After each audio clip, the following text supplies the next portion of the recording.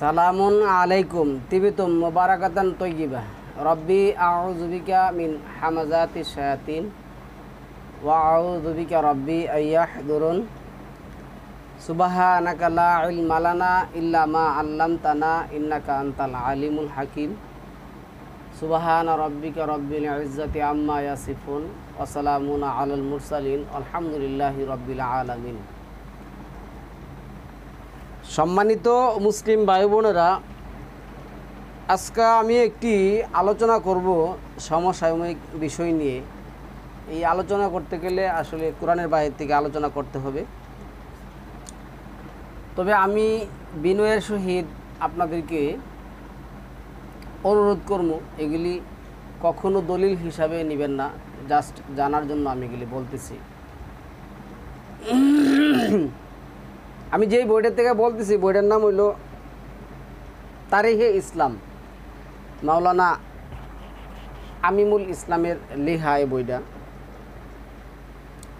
এটা ভারত, বাংলাদেশ, পাকিস্তান যখন একসাথে ছিল উপমহাদেশ হিসাবে, তখন মাদ্রাসায় পাঠ্য বই হিসাবে রেখে পড়ানো হতো। এই বইটা থেকে আমি আপনাদের সামনে কিছু কথা বলবো। এই যে এখানে লেখা আছে দেখেন, মারওয়ান বংশের শাসন, মারওয়ান ইবনে হাকাম 64 হিজরি থেকে 65 হিজরি। নাম মারওয়ান এবং পিতার নাম হাকাম। 2, 5 অথবা 8 হিজরিতে জন্মগ্রহণ করেন। মক্কা বিজয়ের দিন মারওয়ানের পিতা উমাইয়া বংশের অন্যান্যদের সাথে ইসলাম গ্রহণ করে, মক্কা বিজয়ের দিন। কিন্তু গোপনে গোপনে সে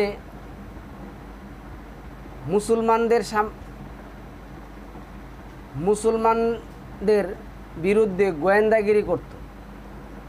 সে কারণে নবী সাল্লাল্লাহু আলাইহি ওয়াসাল্লাম তাকে তার পরিবার পরিজন সহ তায়েফে নির্বাসিত করেন।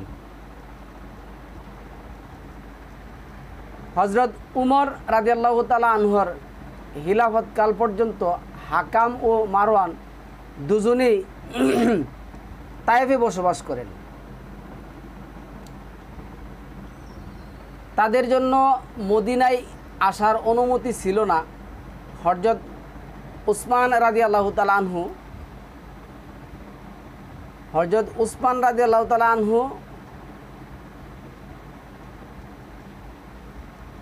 খিলাফতকাল পর্যন্ত হাকাম ও মারওয়ান দুজনেই তায়েফ বসবাস করে।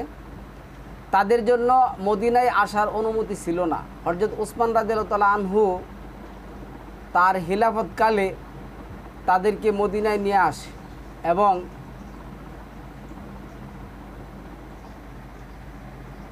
এই ব্যাপারে মদিনায় নিয়ে আসেন। উনি নিয়ে আসেন। হযরত উসমান রাদিয়াল্লাহু তাআলা আনহু তার খিলাফতকালে তাদেরকে মদিনায় নিয়ে আসেন।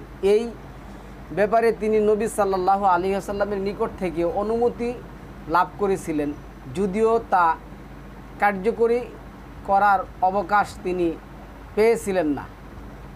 মানে এমন একটা সময় এই বিষয়টা নিয়ে সেটা আলোচনা হচ্ছিল। তো আলোচনা হবার পরে এই সালামুন আলা মুহাম্মদ জীবদ্দশায় তাকে অনুমতি চাওয়ার পর কি করছে, তার তেমন একটা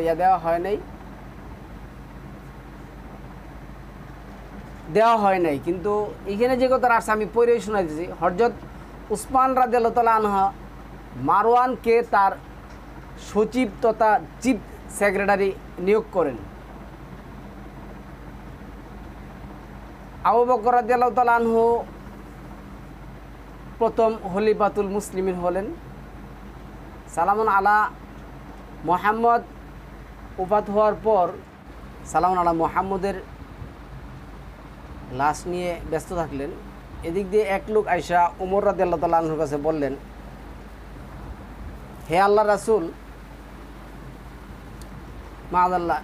উমর রাদিয়াল্লাহু তাআলা বললেন, যে সাদ বিন উবাইদাকে আমিরুল মুমিনিন বানানোর জন্য তারা একত্রিত হচ্ছে। উমর রাদিয়াল্লাহু আনহু এই কথা শোনার পরে ওইখানে গেলেন, 7 দিন উবাইদার বাড়িতে গেলেন, গিয়ে দেখলেন যে সব সাহাবারা একত্রিত হয়েছে। বইয়ের মধ্যে যা লেখছে যে উবাইদা অসুস্থ ছিলেন, তাকে কাতামোড়া দিয়ে দরবারে এনে হাজির করলেন এবং তাকে অনুরোধ করলেন যে আপনি আমাদের আমিরুল মুমিনিন হন। তো উমর রাদিয়াল্লাহু আনহু যাওয়ার পরে অনেক বাধা দিলেন। তো দেওয়ার পর আবু বকর রাদিয়াল্লাহু আনহু এখানে উপস্থিত হলেন। তো দুজনে মিলে সেরা একটা বক্তব্য তারা কী করলেন, জোরালো একটি বক্তব্য দিলেন। এর মধ্যে সাহাবীদের মধ্যে একটি মানে বিরূপ প্রতিক্রিয়া দেখা দিল, হট্টগণ্ডগোল সৃষ্টি হলো। যাই হোক, এক পর্যায়ে তারা কী করলেন, একটা সমাধান আসে, আবু বকর রাদিয়াল্লাহু তাআলা আনহুকে আমিরুল মুমিনিন বানালেন। তারপরে বায়াতের ঘটনা, সর্বপ্রথম ওমর রাদিয়াল্লাহু তাআলা বায়াত হলেন। এরপরে একের পর এক মানুষ বায়াত হলেন। মক্কা মদিনার মানুষ বায়াত হওয়ার পরে দেখলো যে আলী রাদিয়াল্লাহু তাআলা আনহু, তারপরে তালহা, জুবায়ের, তারপরে ফাতেমা রাদিয়াল্লাহু তাআলা আনহুর কেউ নেই। পরে তাদেরকে বায়াতের জন্য পাঠালেন। তারা বায়াত করতে অস্বীকৃতি জানালো। ওমর রাদিয়াল্লাহু তাআলা আনহু ফাতেমার ঘরের মধ্যে ঢোকার জন্য চেষ্টা করলো, ঢুকতে পারলো না। পরে দরজার মধ্যে জোরে লাথি দিল, দরজা ভাঙ্গিয়া ফাতেমার পেটের মধ্যে পড়লো। পড়ার পরে তার বাচ্চা প্রসব হয়ে গেল। তারপরে কান্নাকাটি শুরু হলো। তালহা, জুবায়ের আগে আসলো, পরে ওদেরকে ধরে নিয়ে গেল ওমর রাদিয়াল্লাহু তাআলা আবু বকর সিদ্দিক রাদিয়াল্লাহু তাআলার কাছে। তো এখানে নিয়ে যাওয়ার পরে আলী রাদিয়াল্লাহু তাআলা বললো যে আপনি বায়াত হন। উনি বলছে বায়াত হন না। তখন এরা বললো বায়াত না হলে আপনার গর্দন ওড়াই দেবে। আজকে এই ঘটনা এখানে থাকুক, সময় দিবস, আমরা অন্য প্রসঙ্গে তো কথা বলতেছি। আমরা প্রসঙ্গটা হলো, যেই টপিকটা হলো, এই টপিকটা হলো যে মানুষ কেন সংস্কার চাই। ইসলাম ধর্মে কি কোনো সংস্কার আছে? সংস্কার বলতে কোনো কিছু নেই। সংস্কারের দোহাই দিয়ে মানুষ কত কিছু করে।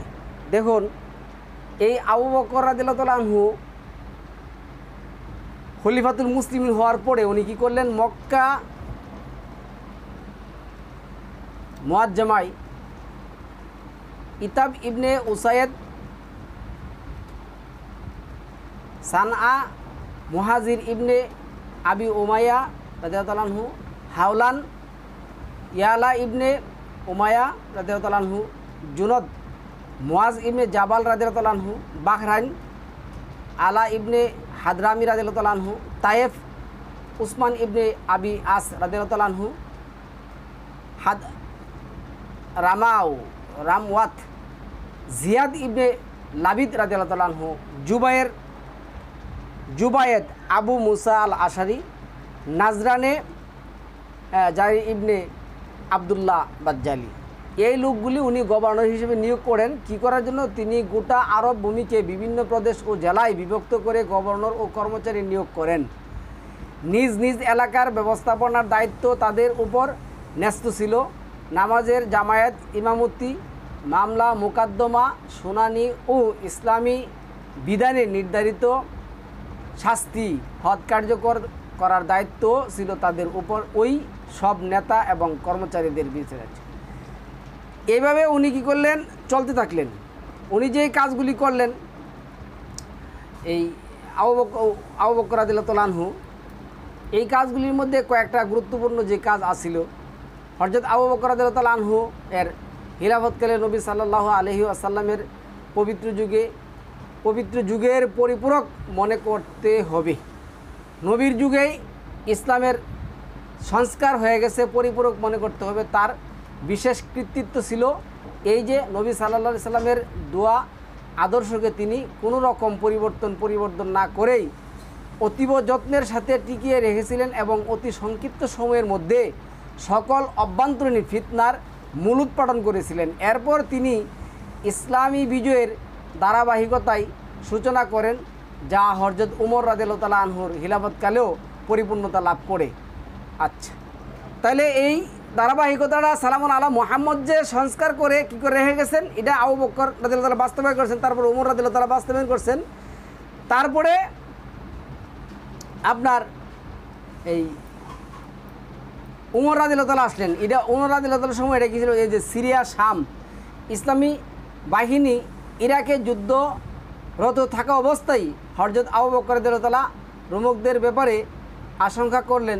তাদের দিক থেকে এখন বিপদের আশঙ্কা আরও বৃদ্ধি পেয়েছিল। হযরত আবু বকর রাদিয়াল্লাহু তাআলা সাহাবীদের ডেকে একত্রিত করলেন। পরামর্শের পর সিদ্ধান্ত হলো বীর মুজাহিদ বাহিনী সিরিয়ায় যাবে, তাই তারা প্রস্তুত হয়ে গেলেন এবং এই যুদ্ধে তারা জয়ী হলেন। যা হোক, তো এইভাবে উনি কী করলেন, ইসলামের যে সংস্কার যেটা বলে এটা উনি ধরে রাখলেন।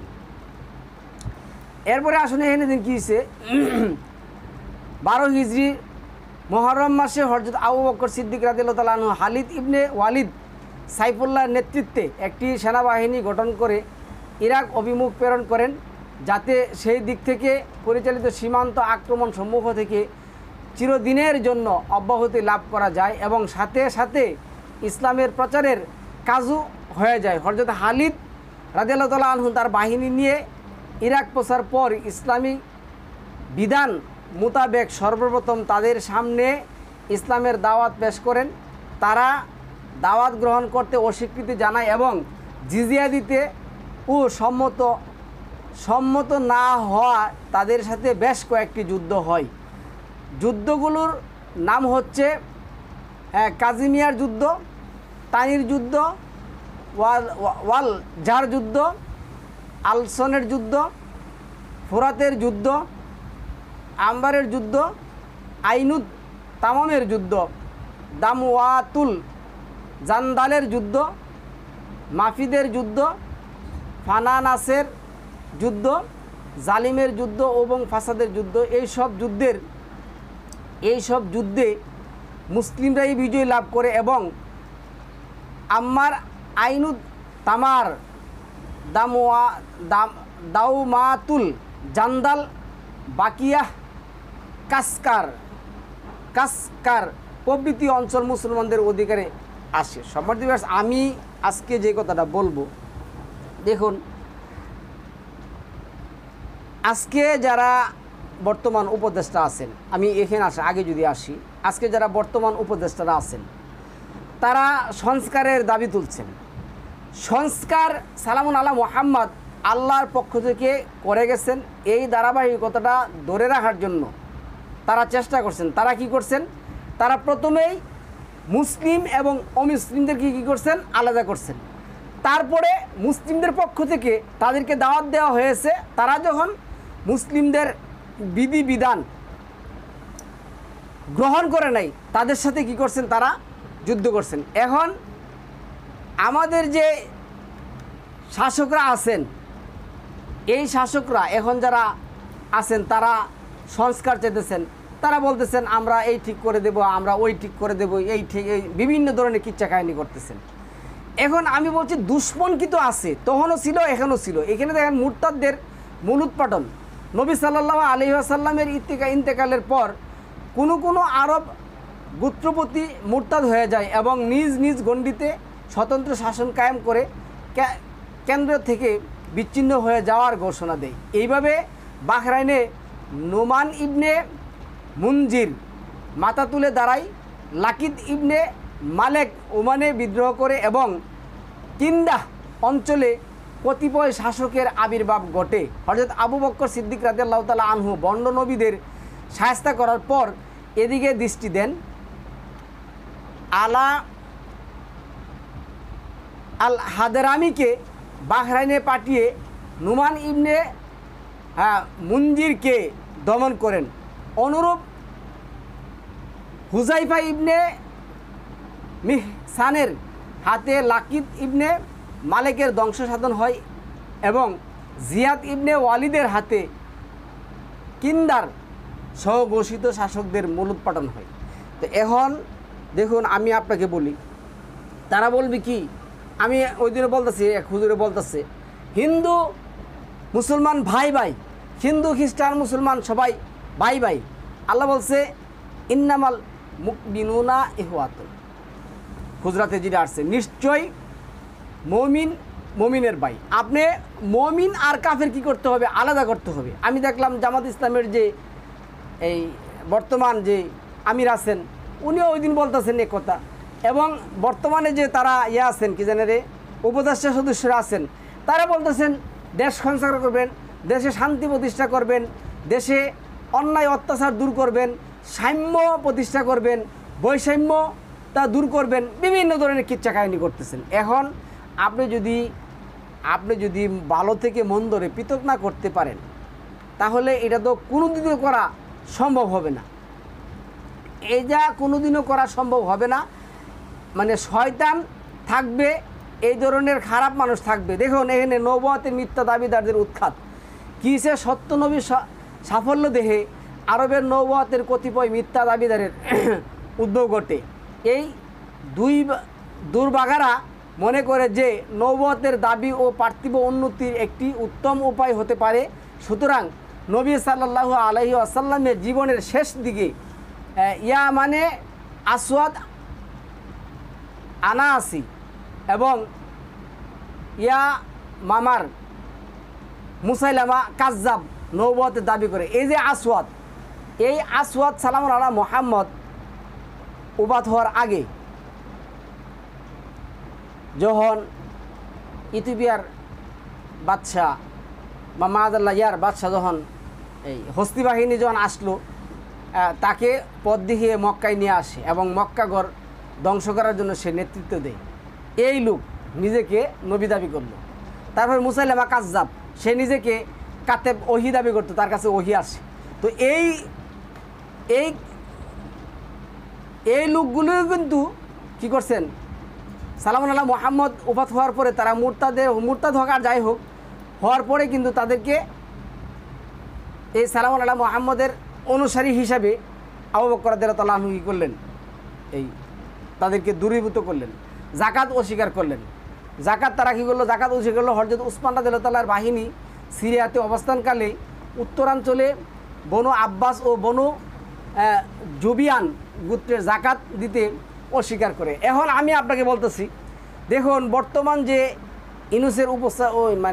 ইউনূস সাহেবের যে উপদেষ্টারা আছেন, বা আমাদের যে ছাত্র নেতারা আছেন, বা আরও যারা আছেন, তারা জাকাত আল কোরআন ভিত্তিক জাকাত, যে 8 নম্বর সূরার 41 নম্বর আয়াতের মধ্যে যেটা আসছে, ব্যবসার 5-এর 1 কী করতে হবে, রাষ্ট্রীয় হাতে দিতে হবে, এবং এটি কীভাবে ব্যয় করতে হবে কোরআনের কোন কোন জায়গার মধ্যে আছে, তারা কিন্তু এই ধরনের কোনো কিছুই জানে না। মহান আল্লাহ 6 নম্বর সূরার যে 65 নম্বর আয়াতের মধ্যে যারা আসছে, তারা কি মনে করেছে যে আসমানে যিনি আছেন তাদেরকে উনি দাবিয়ে দিতে পারবেন না, অথবা তাদের আসমান থেকে অথবা পায়ের নিচ থেকে তাদেরকে শাস্তি দিতে পারবেন না। তারা যদি আল্লাহর বিধান জমিনে প্রতিষ্ঠিত না করে, তাহলে তাদেরকে কী করা হবে, তাহলে তাদেরকে দলে দলে বিভক্ত করে শাস্তি দেওয়া হবে। এখন দেখুন, এই যে সালামুন আলা মুহাম্মদ ওফাত হওয়ার পর উনি যেভাবে আল কোরআন ভিত্তিক শাসন প্রতিষ্ঠা করে গেছেন, এই শাসন প্রতিষ্ঠা আজও কি আছে না নাই? অবশ্যই আছে। কোরআনে আপনি কোরআন প্রতিষ্ঠা করলে এগুলি কীভাবে আপনি পাওয়া যাবেন। কিন্তু তারা কোরআন না মেনে, কোরআন না দেখে, কোরআন না জেনে তারা কোন সংস্কার চায়, তারা কোন সাম্য প্রতিষ্ঠা করতে চায়, তারা কোন ইনসাফ চাই। আল্লাহ 16 নম্বর সূরা 90 নম্বর আয়াতের মধ্যে আল্লাহ বলছেন, নিশ্চয়ই আল্লাহ কী চান, মানুষের মধ্যে ইহসান চান। উনি কী চান, ভালো প্রতিষ্ঠা করতে চান। তাহলে এইখানে আমরা পরে আয়াতগুলিতে আসব। এইখানে দেখুন, তাদেরকে জাকাত থেকে অব্যাহতি দেওয়া হোক। জবাবে হযরত আবু বকর রাদিয়াল্লাহু তাআলা তাদেরকে জানিয়ে দেন যে আল্লাহর শপথ, জাকাত হিসাবে নবী সাল্লাল্লাহু আলাইহি ওয়াসাল্লাম খেদমতে যা পাঠানো হতো, তার মধ্যে থেকে যদি একটি বকরির বাচ্চা দিতেও কেউ অস্বীকৃতি জানায়, তাহলে আমি তার বিরুদ্ধে লড়াই করব। এই ঘোষণা শুনে ওইসব গোত্র বিদ্রোহ করে বসে তারা মদিনার উপর আক্রমণ চালানোর জন্য মদিনা থেকে 12 মাইল দূরবর্তী জুল কিসাহ নামক স্থানে সমবেত হয়। ইতিমধ্যে হযরত উসমান রাদিয়াল্লাহু তাআলা আনহুর বাহিনী সফলকাম হয়ে প্রত্যাবর্তন করেন। হযরত আবু বকর রাদিয়াল্লাহু তাআলা আনহু উসামাকে তার স্থলাভিষিক্ত করে সেনাবাহিনী নিজেই তাদের মোকাবিলায় অগ্রসর হন। এইভাবে তারা পরাজিত হন। এতে অন্য জাকাত অস্বীকারীরা আচ্ছা যাই হোক। তাহলে সম্মানিত ভিউয়ার্স, আমাদের যেই কাজ করতে হবে এই কাজটা হলো কি, দিন প্রতিষ্ঠার জন্য আমাদের কাজ করতে হবে। আর দিন প্রতিষ্ঠার জন্য কোনো সংস্কার হয় না। সংস্কার আল্লাহ যেটা বলছেন জালিকা দ্বীনুল কাইয়ুম, এটা চিরস্থায়ী একটা সংবিধান। এই সংবিধান কোনো সংস্কার হবে না। আপনি আজকে সংবিধান বানাচ্ছেন, এই যে গত যে সরকার মানে আপনারা স্বৈরাচার বলতেছেন, খুনি বলতেছেন, বিভিন্ন ধরনের গালাগালি তারা করতেছেন, সে কত আইন সে কী করলো, পরিবর্তন করলো, চেঞ্জ করলো, বানালো, তার পরিবারের জন্য, তার রাষ্ট্রের জন্য, তার বাবার জন্য কত কিছু করলো, কই একটা আইনও কিন্তু এখন নেই। এবং সে যা করছিল সব কিছু কিন্তু পরিবর্তন করে দিয়েছেন। তো এইটা তো আইন হতে পারে না। আইন হলো চিরস্থায়ী, যা কোরআনের মধ্যে আছে। এই আইনই তো আমরা প্রতিষ্ঠিত করব নাকি আমাদের নিজস্ব হাওয়া প্রতিষ্ঠিত করব। এরপরে আসুন উসামার সেনাবাহিনী, এই অভিযান সম্পর্কে কোনো সাহাবীর মত ছিল এই যে এখন তা মুলতবি রেখে প্রথমে মুরতাদ ও নবুয়তের মিথ্যা দাবিদারদের সৃষ্ট অভ্যন্তরীণ ফিতনা মূলোৎপাটন করা হোক। কিন্তু এই অভিযান সম্পর্কে হযরত আবু বকর রাদিয়াল্লাহু তাআলা কারো পরামর্শ গ্রহণ করেন নাই। তিনি বলেন রাসূল সাল্লাল্লাহু আলাইহি ওয়াসাল্লাম নিজে যে ঝগড়া বেঁধেছেন আমি তা খুলে ফেলতে পারি না। জান্ডা বেঁধেছেন আমি। এইখানে হচ্ছে কি, সালামুন আলা মুহাম্মদ ওফাত হওয়ার কিছুদিন আগে উসামা রাদিয়াল্লাহু তাআলা আনহুকে প্রদান করে এই যুদ্ধের উসামার যুদ্ধ কী করছিলেন সংগঠিত। এখন মারা যাওয়ার পরে যখন রাসূল সাল্লাল্লাহু আলাইহি ওয়াসাল্লামের শরীর যখন খারাপ হয়েছে তখন এটা বন্ধ ছিল। কিন্তু সালামুন আলা মুহাম্মদ ওফাত হয়ে যাওয়ার পর আবু বকর রাদিয়াল্লাহু তাআলা আনহু যখন কী হলেন মানে আমিরুল মুমিনিন হলেন, তখন কিন্তু এটা আমিরুল মুমিনিন প্রথম কাজটাই হাতি নিলেন তাদের সাথে যুদ্ধ। কিন্তু অনেক সাহাবারা কী করলেন,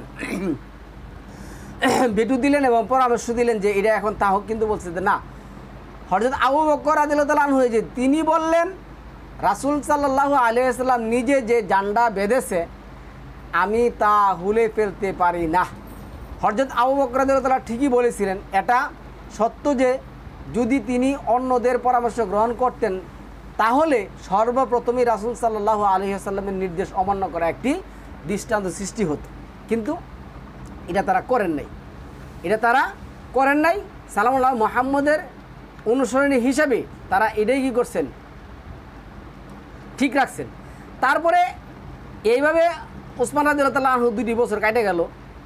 পরে আমি এইখানে আসতেছি, দেখুন উসমান রাদিয়াল্লাহু তাআলা আনহু যাওয়ার পরে যেখান থেকে যে সমস্যাটা সৃষ্টি হলো, উসমান রাদিয়াল্লাহু তাআলা আনহু যাওয়ার পরে উমর রাদিয়াল্লাহু তাআলা আনহু কী করলেন, আমিরুল মুমিনিন হলেন। তো উনি আমিরুল মুমিনিন হওয়ার পরে উনি কী করলেন, এই যে উসমান রাদিয়াল্লাহু তাআলা আনহু যে গভর্নরগুলি প্রাদেশিক গভর্নর নিয়োগ করলেন এদেরকে কী করলেন, বিতাড়িত করে দিলেন। দেওয়ার পরে কারো মনের মধ্যে একটু অসন্তোষ সৃষ্টি হলো। এরপরে উনি যে কী করছেন, 8টি প্রদেশ বিভক্ত করে প্রত্যেক প্রদেশে 6 জন বড় পদস্থ কর্মকর্তা নিয়োগ করেন। তারা হচ্ছে গভর্নর সচিব, সমর বিভাগীয় সচিব, সমর বিভাগে মানে যুদ্ধক্ষেত্রে যেটা, কালেক্টর, পুলিশ অফিসার, অর্থ সচিব, কাজী বা বিচারক, মজলিসের শুরা আলোচনা, মতামতের ভিত্তিতে এইসব বড় বড় পদাধিকদেরকে নিজে নির্বাচন করা হয়। হযরত উমরের ইন্তেকালের সময় নিম্নে বর্ণিত গভর্নরগণ বিভিন্ন প্রদেশ দায়িত্বে নিয়োজিত ছিলেন। কি ছিলেন? মক্কায় নাফে ইবনে আবি হারেস আল হাজাই রাদিয়াল্লাহু তাআলা আনহু, কুফা ছিল মুগিরা ইবনে শুবা রাদিয়াল্লাহু তাআলা আনহু, মিশর ছিল ওমর ইবনে আস রাদিয়াল্লাহু তাআলা আনহু, হিমস ছিল ওমর ইবনে আস রাদিয়াল্লাহু তাআলা আনহু, তায়েফ সুফিয়ান ইবনে আবদুল্লাহ সাকাফি রাদিয়াল্লাহু তাআলা আনহু, বসরা আবু মুসা আল আশারি রাদিয়াল্লাহু আনহু, দামেস্ক মুয়াবিয়া ইবনে আবি সুফিয়ান। এই মুয়াবিয়া ইবনে আবি সুফিয়ানের কিন্তু উমর রাদিয়াল্লাহু তাআলা আনহু প্রাদেশিক গভর্নর নিয়োগ করে। বাহরাইন উসমান ইবনে আবিল আস রাদিয়াল্লাহু তাআলা আনহু। তো হযরত উমর রাদিয়াল্লাহু তাআলা যে কাজটা করছেন এখানে একটু আমি ওনার ব্যাপারে একটু বলি। এখানে কি আসছে দেখুন, হযরত উমরের রাদিয়াল্লাহু তাআলা আনহু খিলাফত ব্যবস্থা, কৃতিত্ব ও সংস্কার ইসলামের ইতিহাসে নবী সাল্লাল্লাহু আলাইহি ওয়াসাল্লামের যুগের পর হযরত উমর ফারুক রাদিয়াল্লাহু তাআলা আনহুর যুগ শ্রেষ্ঠ যুগ। মাত্র 10 বছরে সংক্ষিপ্ত সময়ের মধ্যে রোম ও ইরানের রাজত্বকে ধ্বংস করা হয়। এইভাবে সব বাতিল দিনের উপর তার দিনকে কি করা হয়, বিজয়ী করে দেবেন। আয়াত অংশটির প্রতিপাদ্য বাস্তব রূপে লাভ করে যে সেই সময় গোটা পৃথিবীতে এমন কোনো শক্তি ছিল না যা মুসলমানদের প্রতিপক্ষ হয়ে ফলে ফুলে সুশোভিত হতে পারে। বিজিত অঞ্চলের বিলাসতা এমন পর্যায়ে পৌঁছে যে হযরত উমর রাদিয়াল্লাহু তাআলা শাসন যুগে পার্শ্ববর্তী এলাকা সহ 1036টি শহর অধিকারে আসে। সেই সময় ইসলামী রাষ্ট্রের বিস্তৃত ছিল মক্কা থেকে উত্তর দিকে 1036 মাইল, পূর্ব দিকে 887 মাইল এবং দক্ষিণ দিকে 483 মাইল। পশ্চিমে জেদ্দা ছিল সর্বশেষ সীমান্ত। ব্যবস্থাপনা এত ভালো ছিল যে গোটা দেশে পূর্ণ অভ্যন্তরীণ শাস্তি শৃঙ্খলা বজায় ছিল। কেউই সরকার বিরোধী ছিল না এবং খলিফার আদেশ অমান্য করার দুঃসাহসও কারো ছিল না। এতটা ন্যায় ও ইনসাফ ছিল যে মুসলিম তো বটেই, অমুসলিমরাও সরকারের প্রশংসায় পঞ্চমুখ ছিল। এখন আপনি এই কাজগুলি তো করতে পারবেন যখন আপনি কি করবেন, আপনি ভালো থেকে মন্দ কি পৃথক করবেন। আপনি ভালো থেকে মন্দ কি পৃথক না করে তো আপনি এই কাজগুলি করতে পারবেন না। এরপরে আসুন এইখানে যে আসছে, আমি তাদের বৈধ দাবিসমূহ মেনে নিতে প্রস্তুত আছি। এটা হলো কি আচ্ছা, এরপরে আমি এই কথাটা পরে আসবো ইনশাআল্লাহ। এই যে হযরত উসমানের খিলাফত, এই যে উসমান রাদিয়াল্লাহু তাআলা কী করছে দেখুন। আবু বকর রাদিয়াল্লাহু তাআলা আনহু ওফাত হওয়ার পর 24 হিজরি এলা মুহররম থেকে 35 হিজরি 18 জিলহজ 644 খ্রিস্টাব্দে 7 নভেম্বর থেকে 656 খ্রিস্টাব্দে 17 জুন বায়াতের পর হযরত উসমান রাদিয়াল্লাহু বক্তৃতা করতে দাঁড়ান। কিন্তু দায়িত্বানুভূতিতে এতই প্রভাবিত হয়ে পড়েছিলেন যে শুধু নিম্নোক্ত কথা বলেই বসে পড়লেন, হে জনগণ, নতুন কোনো সাহাবীর পিঠে আরোহণ সহজ কাজ নয়। বক্তৃতার জন্য আজকের দিন ছাড়াও আরও বহুদিন আছে। যদি জীবিত থাকি তাহলে এই অন্যান্য দিন আমি কি করব, বক্তব্য দেব। তো পরে কি করলেন, এই উসমান রাদিয়াল্লাহু তাআলা আনহু আয়েশা আবার যে আলী রাদিয়াল্লাহু তাআলা আনহুর যে এই গভর্নরগুলি ছিলেন তাদেরকে কী করলেন, চেঞ্জ করে দিলেন। তাদেরকে চেঞ্জ করে দেওয়ার পরে কি হলো জানেন, তাদেরকে চেঞ্জ করার জন্য এই যে ওয়ালিদ ইবনে আব্দুল মালেক, এরপরে আসুন আমি আরও দেখাচ্ছি, তারপরে মুক্তার সাকাফি, এটি আরও পরের ঘটনা। আচ্ছা, আয়েশা কী করলেন, চেঞ্জ করে দিলেন। চেল করে সিরা আবদুল্লাহ ইবনে আব্বাস রাদিয়াল্লাহু তাআলাকে ইয়ামেনে, যাই হোক। তো উনি কী করলেন, ওনার যে মারওয়ান, উনি তো ছিলেন মারওয়ান বংশের লোক, উনি কী করলেন, তার বংশ থেকে কী করলেন, এগুলি ফিট করা শুরু করলেন। তো এগুলি যখন করা শুরু করলেন তখন কী হয়েছে, সালামুন আলা মুহাম্মদের যে ঘনিষ্ঠ মানে আত্মীয়ত সাহাবী ছিলেন, তখন তারা কি করলো, যার যার পদ এই গভর্নরগুলি যেমনে তেমনে কী করা হলো, নিয়োগ করে দেওয়া হলো একমাত্র মুয়াবিয়াবাদে, বাকি সবাই যার যেমনি কী করা হলো। পরে যখন এক পর্যায়ে যখন উসমান রাদিয়াল্লাহু তাআলা আনহু এমন এক পর্যায়ে গেলেন যে আর এটা কন্ট্রোলে রাখতে পারলেন না, তখন উনি কী করলেন দেখেন, আমি তাদের বৈধ দাবিসমূহ মেনে নিতে প্রস্তুত আছি। এখন থেকে আমি আর বনি উমাইয়াদের পক্ষপাতিত্ব করব না। উনি কী করছিলেন, বনি উমাইয়াদের মধ্যে থেকে সকল গভর্নর নিয়োগ করছিলেন, কাজে কর্মে যা আছে সব নিয়োগ করে দিয়েছেন। এরপরে আমি পরে আসতেছি। আচ্ছা, মারওয়ান মুয়াবিয়া ইবনে আমের ইবনে আবি সারাহ, মুয়াবিয়া আবি সারাহ এবং সাইদ ইবনে আসের ইঙ্গিতে কাজ করব না। বড় বড় সাহাবা কিরাম রাদিয়াল্লাহু তাআলার পরামর্শ অনুসারে খিলাফতের কাজকর্ম সম্পাদন করব। তো উসমান রাদিয়াল্লাহু তাআলা বলল, মারওয়ান মুয়াবিয়া ইবনে আমের ইবনে আবি সারাহ এবং সাইদ ইবনে আসের ইঙ্গিতে কাজ করবো। তো এদের ইঙ্গিতে উসমান রাদিয়াল্লাহু কাজ করা শুরু করার পরে এই বিদ্রোহটা কী হয়েছে, দেখা দিছে। তো দেখা দেওয়ার পরে যখন আর টিকতে পারে না, তখন আলী রাদিয়াল্লাহু তাআলা যখন পরামর্শ ছিলেন, তখন আলী রাদিয়াল্লাহু তাআলা বলেন যে আপনি এই কাজগুলি করার কারণে, এদের পরামর্শ করার কারণে কাজ করার কারণে এই বিদ্রোহটা দেখা দিচ্ছে। তখন উনি বললেন যে আমি আর এদের পরামর্শ অনুসারে খিলাফতের কাজকর্ম সম্পাদন করব। আচ্ছা, তখন বলছে আমি কি করব, বড় বড় সাহাবাদের এই শ্রেণী দিলেন। সুতরাং তিনি মিশরের গভর্নর আবদুল্লাহ ইবনে আবি সারাকে প্রতিযুদ্ধ করে মিশরীয় প্রতিনিধি দলের ইচ্ছা অনুসারে তার স্থানে মোহাম্মদ ইবনে আবি বক্কর কার আবু বক্করের ছেলে মিশরের গভর্নর নিয়োগ করেন। মোট কথা হযরত আলী রাদিয়াল্লাহু তাআলার মধ্যস্থতায় বিদ্রোহীরা ফিরে যায়। ঘটনা তদন্তের জন্য মুহাজির ও আনসারদের একটি দল ও তাদের সাথে যাত্রা করে জুমার দিন হযরত উসমান রাদিয়াল্লাহু তাআলার মসজিদে বক্তৃতা করলেন এবং বিস্তারিতভাবে তার সংস্কার পরিকল্পনা ও ভবিষ্যৎ কর্মপন্থা সুস্পষ্ট করে তুলে ধরলেন। লোকজন সবাই আনন্দিত হলো এই ভেবে যে এখন বিরোধ ও বিপর্যয়ের পরিসমাপ্তি ঘটে যাচ্ছে। এদিকে বনি উমাইয়াদের শক্তি হর্ব হবে, অপরদিকে ফিতনা ফাসাদের পরিসমাপ্তি ঘটবে। এদিকে মিশরীয় প্রতিনিধি দলটি মদিনা থেকে রওনা হয়ে সবেমাত্র 3 মঞ্জিল পথ অতিক্রম করেছে। এমন সময় দেখা গেল হযরত একজন হাবশী দাস উটের পিঠে সাওয়ার হয়ে অতি দ্রুত অগ্রসর হচ্ছে। তো এখন কি হলো, এখানে এক ঘটনাটা বলি, মজার একটা ঘটনা। কি করছে দেখুন, সাওয়ার হচ্ছে, এদিকে বনি উমাইয়াদের শক্তি হরব এনে গেল। এখানে আসেন, এই যে পিঠে সাওয়ার হয়ে দ্রুত অগ্রসর হচ্ছে। সন্দেহ হওয়ার তাকে পাকড়াও করা হলো। সে বলল, আমিরুল মুমিনিন আমাকে মিশরের গভর্নরের কাছে পাঠিয়েছে। তাকে জিজ্ঞেস করা হলো, তুমি কার কৃতদাস? জবাবে সে কখনো বলছিল আমি আমিরুল মুমিনিনের কৃতদাস, আবার কখনো বলছিল মারওয়ানের কৃতদাস। দেহ তল্লাশি করা হলে তার নিকট আমিরুল মুমিনিনের পক্ষ থেকে আবদুল্লাহ ইবনে আবি সারার নামে লিখিত একখানা পত্র পাওয়া গেল। ওই যে আমি বললাম উসমান রাদিয়াল্লাহু তাআলা আনহুরা ওনারা কী করলেন, গভর্নর সেক্রেটারি নিয়োগ করলেন। পরে উসমান রাদিয়াল্লাহু তাআলা আনহুর শিল মোহর যা আছে সব কিছু পাঠালেন। কিন্তু ওই দামেশকে যখন এই অত্যাচার চালালেন, এই অত্যাচারের জন্য ওই উসমান রাদিয়াল্লাহু তাআলা কী করলেন, তারে বঞ্চিত করে আবদুল্লাহ ইবনে আবু বক্করকে কী করলেন, গভর্নর নিয়োগ করলেন।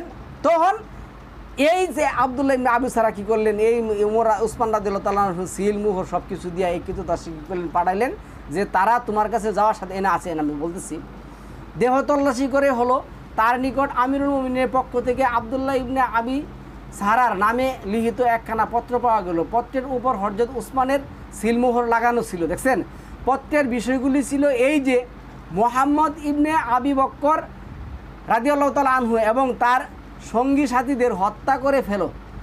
এই পত্র দেখে মুহাম্মদ ইবনে আবি বক্কর রাদিয়াল্লাহু তাআলা আনহু তার সঙ্গী সাথীরা উত্তেজিত হয়ে মদিনায় ফিরে আসেন। হযরত তালহা, জুবায়ের, সাদ ও আলী রাদিয়াল্লাহু তাআলা আনহু হযরত উসমান রাদিয়াল্লাহু তাআলার কাছে হাজির হলেন। হযরত উসমান রাদিয়াল্লাহু তাআলা আনহু কসম করে পত্র অস্বীকার করলেন। পরে জানা গেল পত্রদাতা হচ্ছে মারওয়ান। এই মারওয়ান কি করছে, উসমান রাদিয়াল্লাহু তাআলা আনহুর সিল সাপোর্ট যা আছে সব কিছু ব্যবহার করে এই মিশরের গভর্নর কাছে পাঠাইছে যে তারা কি করছে, উসমান রাদিয়াল্লাহু তাআলা আনহুর কাছে বিচার দিয়ে গেছে, আপনাকে গভর্নর থেকে কী করছে, বাবা বাদ দিয়ে দিছে। আপনি এক কাজ করুন, কী কাজ করুন, তারা যাওয়ার সাথে সাথেই আপনি তাদেরকে হত্যা করে ফেলবেন। এই পত্র দিয়ে পাঠানোর পরে পত্র পাঠাইছে, কিন্তু পাঠাইছে কার নামে, উসমান রাদিয়াল্লাহু তাআলা আনহু। উসমান রাদিয়াল্লাহু তাআলা আনহুর কাছে যে তালহা, জুবায়ের, আলী এবং মানে হাসান হুসেন হেরাজন গিয়ে তারা যখন গিয়ে সেটা বললো, তখন বলছে আমি তো এই কাজ করি নাই। পরে জানা গেল পত্রদাতা হচ্ছে মারওয়ান।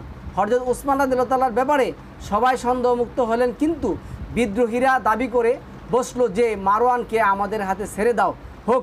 হযরত উসমান রাদিয়াল্লাহু তাআলা আনহু তা করতে অস্বীকৃতি জানালেন।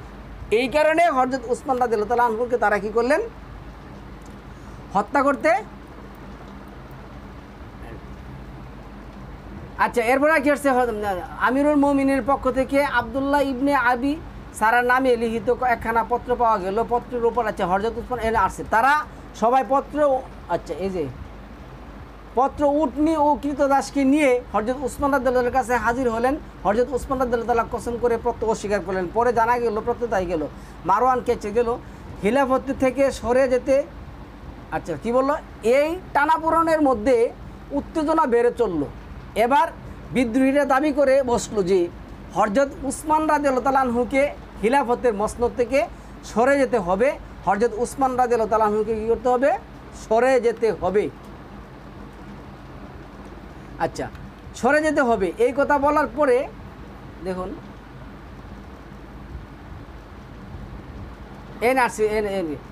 একদিন বনি উমাইয়াদের শক্তি হর্ব হবে। আচ্ছা, তখন কী করলো, সরে এই বিদ্রোহরা কী করলো, বিদ্রোহ আর থামলই না, এই বিদ্রোহ কী করলো, উসমান রাদিয়াল্লাহু তাআলা আনহু হত্যা করলো। সম্মানিত দর্শক, আমি আপনাদেরকে যে কথাটা বলার জন্য এখানে আসছি, কথাটা হলো আমরা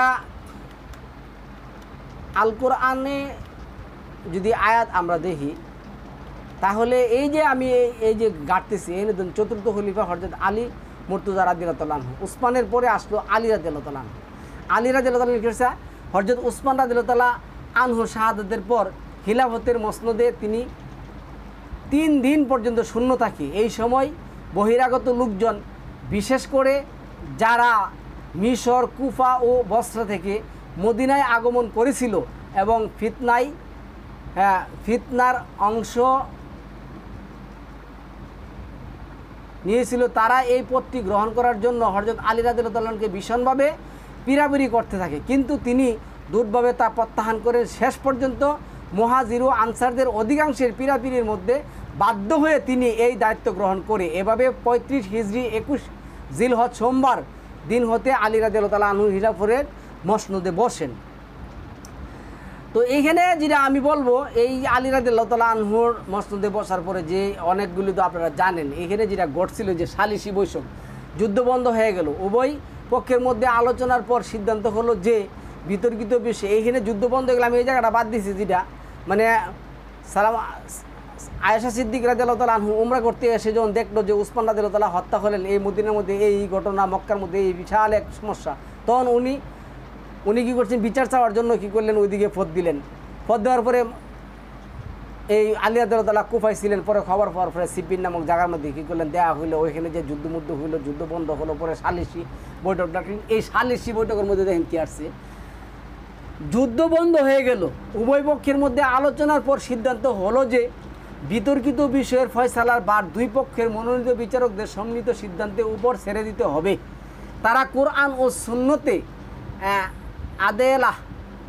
আদেলা অর্থাৎ প্রচলিত নীতি ও প্রথা অনুসারে যে সিদ্ধান্ত গ্রহণ করবে তা চূড়ান্ত বলে মেনে নিতে হবে। সিরিয়ার হযরত আমর ইবনে আসের রাদিয়াল্লাহু তাআলার নাম পেশ করলো। সিরিয়ার হেলা মানে আলীর উল্টা ছেড়ে জেলা আয়েশা সিদ্দিক রাদিয়াল্লাহু তাআলার পক্ষে যারা, আমর ইবনে আস রাদিয়াল্লাহু তাআলার নাম পেশ করা হলো। হযরত আমর ইবনে আস রাদিয়াল্লাহু তাআলা আনহু যেহেতু অত্যন্ত চালাক এবং আমির মুয়াবিয়া রাদিয়াল্লাহু তাআলার একান্ত বিশ্বস্ত লোক ছিলেন, তার পরিবর্তে হযরত আবু মুসা আশারী রাদিয়াল্লাহু তাআলা আনহুর মত নিতান্তই সহজ সরল বুজুর্গ ব্যক্তির নাম ছিল বেমানান ও বেখাপ্পা। আলী রাদিয়াল্লাহু তাআলা আনহু আবু মুসা আশারী, তখন বলছে, অনেকে বলছে না এটা তো হবে না, তাই হযরত আলী রাদিয়াল্লাহু তাআলা আনহুর কাছে মনোপুত হলো না। তিনি ইবনে আব্বাস রাদিয়াল্লাহু তাআলা অথবা মালেক আস্তারের নাম প্রস্তাব করলেন। এই মালেক আস্তার কিন্তু কুফার ছিলেন, কুফার বিশাল বড় এক সর্দার ছিলেন, যেটা এই যুদ্ধে মারা গেছেন। পরে মালেক আস্তারের ছেলে যেটা ইব্রাহিম, এই সাকাফের সাথে কারবালার যুদ্ধে, যাই হোক এটা পরে আগে গেছে। কিন্তু ইরাকিরা তাতে সম্মত হলো না। তিনি আহনাফ ইবনে কায়েসকে অন্তর্ভুক্ত করতে চাইলে তারা ও প্রস্তাব রাজি হলো না। হযরত আলী রাদিয়াল্লাহু তাআলা যখন দেখলেন যে তার অনুসারী আবু মুসা আশারী রাদিয়াল্লাহু তাআলা ছাড়া আর কারো ব্যাপারে মোটেই সম্মত নয়, তখন তিনি ধৈর্য এবং সহনশীলতার সাথে বললেন, যাকে ইচ্ছা সালিসি নিয়োগ করো, এই ব্যাপারে আমার কোনো বক্তব্য নেই। শেষ পর্যন্ত হযরত আবু মুসা আশারী রাদিয়াল্লাহু তাআলা আনহু হযরত আমর ইবনে আস রাদিয়াল্লাহু তাআলা সালিসি নিযুক্ত হলো। পাঠিয়ে হযরত আবু মুসা আশারীকে রাদিয়াল্লাহু ডেকে আনা হলো। উভয়ের পক্ষে সালিসি বসার পরে যে ঘটনা ঘটছিল কি, এ ছিল আমর ইবনে আস ছিল খুব চালাক মানুষ। পরে এই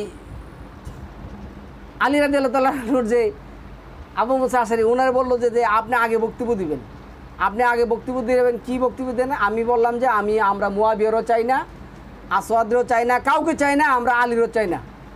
এই সবাই পদত্যাগ করবে, করার পরে যাকে খলিফাতুল মুসলিমিন জনগণ নিয়োগ করবে, তখন আমরা কি করব, তারই আমরা মেনে নিব। এ কথা বলার পরে আবু মুসা আশারি কী করলেন, প্রথমে বক্তব্য দিলেন, আমরা আলীরও চাই না, মুয়াবিয়ারও চাই না, আমরা কাউকে চাই না, জনগণ যাদের তারা সবাই প্রতিনিধি করবে, পরে জনগণ যাদেরকে চাইবে তাকে হবে। এই কথা বলার পরে মানুষ হট্টগোল লেগে গেল। লাগার পরে কি হইলো, ঠাস করে সেরা যে এই মুয়াবিয়ার অনুসারী বললো কি আমি মুয়াবিয়ার কাছে বায়াত হইলাম। তো বায়াত হওয়ার পরে এই যে হারা কী করছে, মুয়াবিয়ার কাছে বায়াত হওয়ার পরে আলীর সাথে লেগে আছে এই গণ্ডগোল। এই বিভিন্ন ধরনের, তো আমি সম্মানিত এই ঘটনাটি জিজ্ঞেস শোনাচ্ছি, ইসলামের যে তারা বলে সংস্কার, ইসলামের সংস্কার বলতে কোনো কিছু নেই। মহান আল্লাহ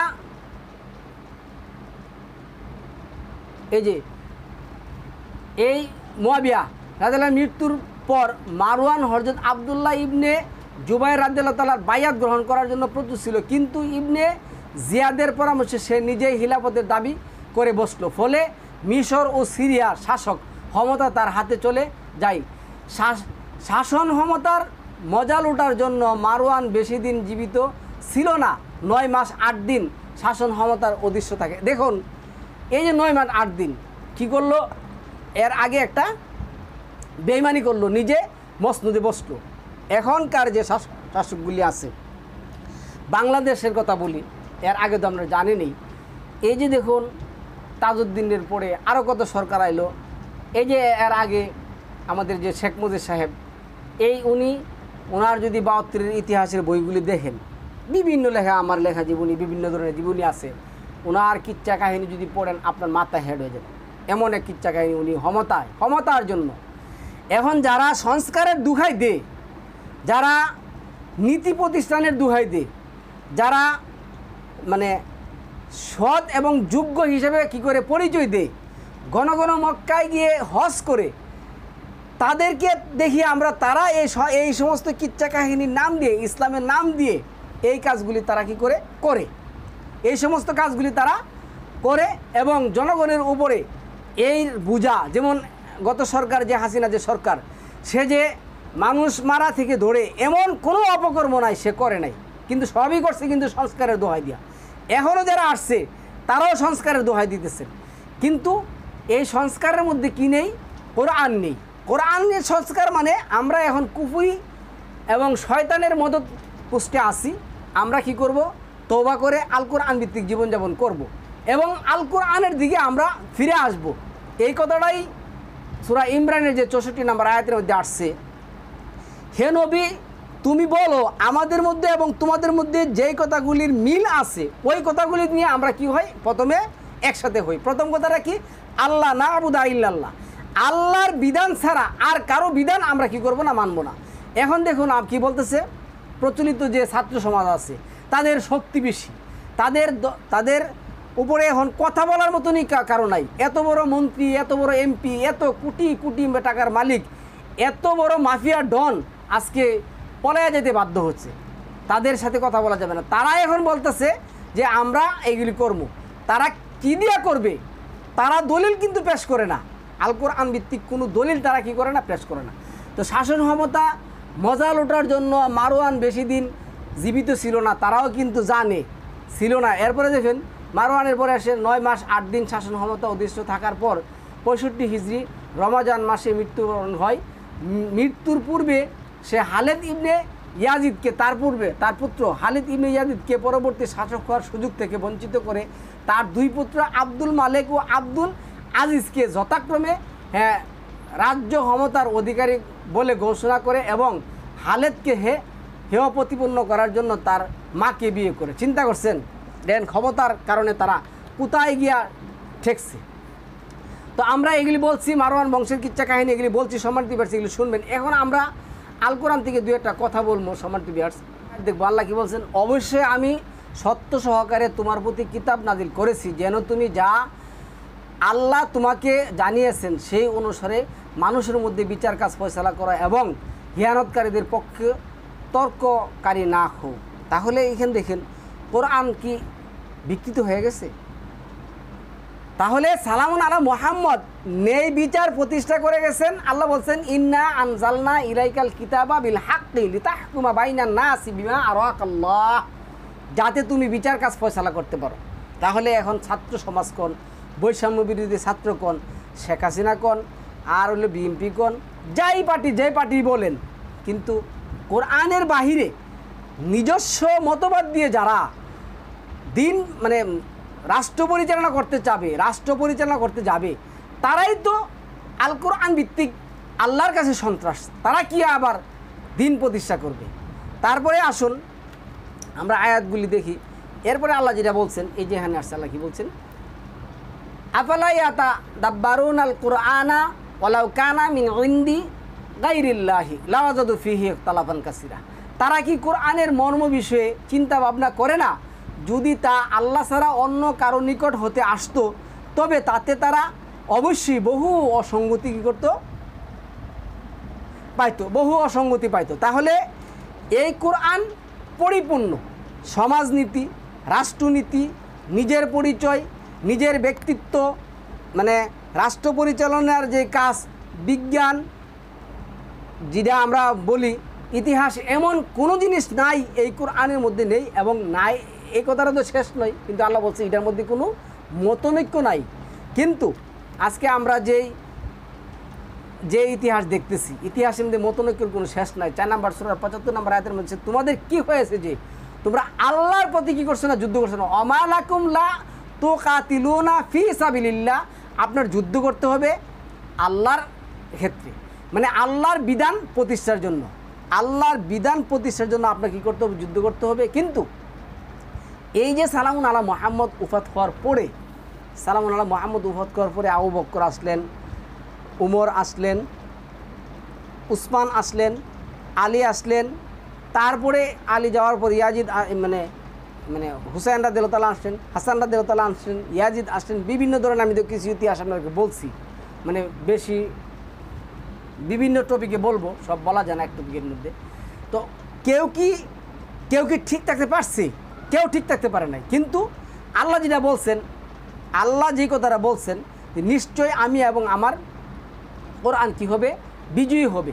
তো কোরআন সবসময়ের জন্য বিজয়ী। তো আল্লাহ এনে বলছেন তোমরা আল্লাহর পথে এবং অসহায় নারী, পুরুষ আর শিশুদের রক্ষার জন্য লড়াই করো না কেন? অসহায় নারী, পুরুষ, শিশুদেরকে রক্ষার ক্ষেত্রে কী করতে হবে, যুদ্ধ করতে হবে। যারা দুর্বল, যারা দোয়া করেছে, কি দোয়া করেছে, এখানে দোয়া আল্লাহ দিয়েছেন, রব্বানা আখরিজনা মিন হাযিহিল কারিয়াতি যালিমি আহলুহা ওয়াজআল লানা মিন লাদুনকা ওয়ালিয়্যা ওয়াজআল লানা মিন লাদুনকা নাসিরা। যারা আমার কাছে এই আবেদন করেছে, আপনি আমাদেরকে এই জালেম সম্প্রদায়দেরকে বের করে নিয়ে আসুন এবং আমাদের জন্য একজন উত্তম শাসক নিযুক্ত করুন এবং উত্তম সাহায্যকারী কী করুন, নিয়োগ করে দিন। এখন আমি বলতেছি কি, এই কাজ তো আল্লাহর দিন প্রতিষ্ঠার জন্য, আল্লাহর জমিনে আল্লাহর দিন প্রতিষ্ঠার জন্য আল কোরআন ভিত্তিক করতে হবে। আপনারা কোন সংস্কার চাইতেছেন, কি করবেন, আপনারা কি দিয়ে সংস্কার করবেন? আল্লাহ আপনাকে বলছে, আপনাদের কাছে কি আমলাকুম সুলতানুম মুবিন সুস্পষ্ট কোনো দলিল আছে? দলিল তাহলে পেশ করুন। কোরআনের পরে এমন একটা কিতাব আপনারা পেশ করুন যে এই কিতাব দিয়ে আমরা এটা কী করবো, শুধরে নেব। এই কিতাব দিয়ে আমরা এটা কী করবো, শুধরে নেব, আমরা পেশ করুন দেখি। আচ্ছা, তারপরে দেখুন এই আয়াতটা, যারা আল্লাহ ও রাসূলের আনুগত্য করে তারা নাবী, সিদ্দিক, শহীদ এবং নেককার লোকদের সঙ্গী হবে, যাদের প্রতি আল্লাহ নিয়ামত দান করেছেন তারা কতই না উত্তম সঙ্গী। আল্লাহ 6 নম্বর সূরার 83 থেকে 90 নম্বর আয়াতের মধ্যে 19 জন নবীর নাম বলছেন। তাদের প্রতি আল্লাহ কী করছিলেন, তাদেরকে আল্লাহ নিয়ামত দিছিলেন, তাদেরকে আল্লাহ কী করছেন, কিতাব দিচ্ছেন, হিকমা দিচ্ছেন, রাজমূলক দিচ্ছেন, সব কিছু আল্লাহ তাদেরকে দিচ্ছেন। তাদের আনুগত্য করতে হবে। তাদের আনুগত্য করবেন আপনি কি, নিজস্ব হাওয়া প্রবৃত্তি দিয়া সেরা, নিজস্ব মত দিয়া সেরা। তারপরে আপনি এখানে যেটা আসছে যে 4 নম্বর সূরার 65 নম্বর আয়াতের মধ্যে আমরা এখানে আসতেছি, দেখুন কী লিখছে। এই আয়াতের মধ্যে আল্লাহ কী বলছেন, কিন্তু না, তোমার প্রতিপালকের শপথ, তারা মুমিন হবে না যে পর্যন্ত না তারা তাদের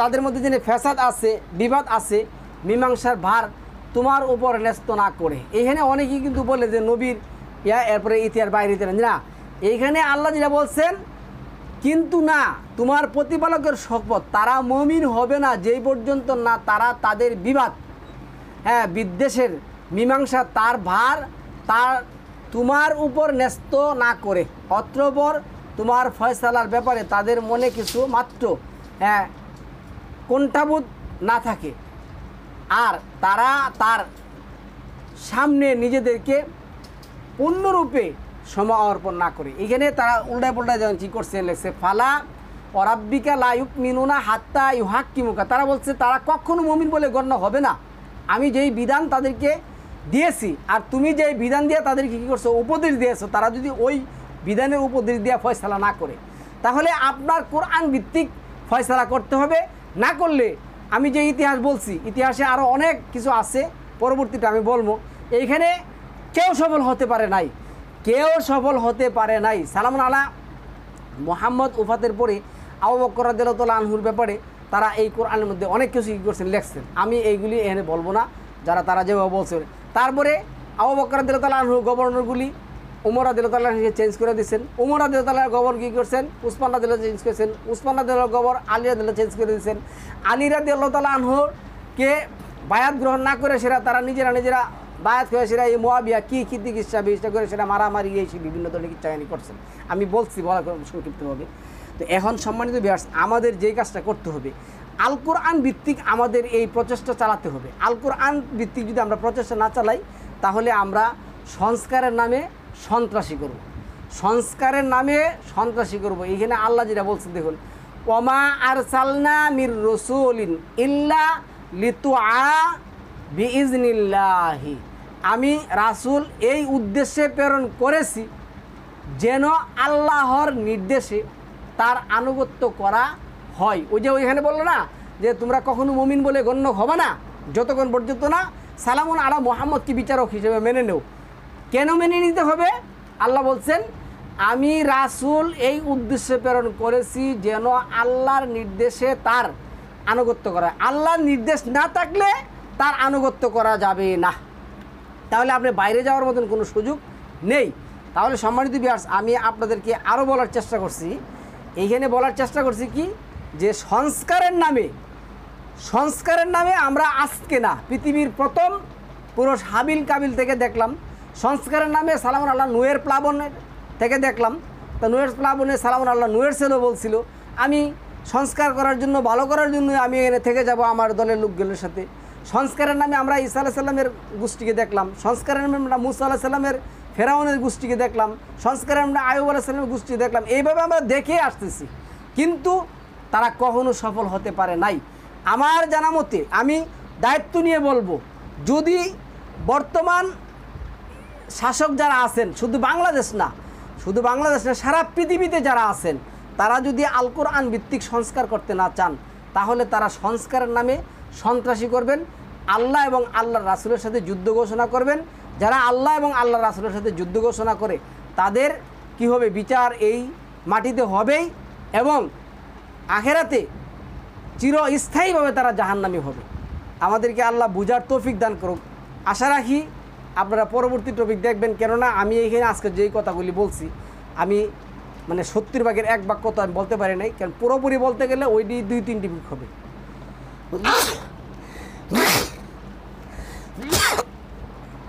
সালামুন আলাইকুম, তিবিদু মুবারাকাতুহু।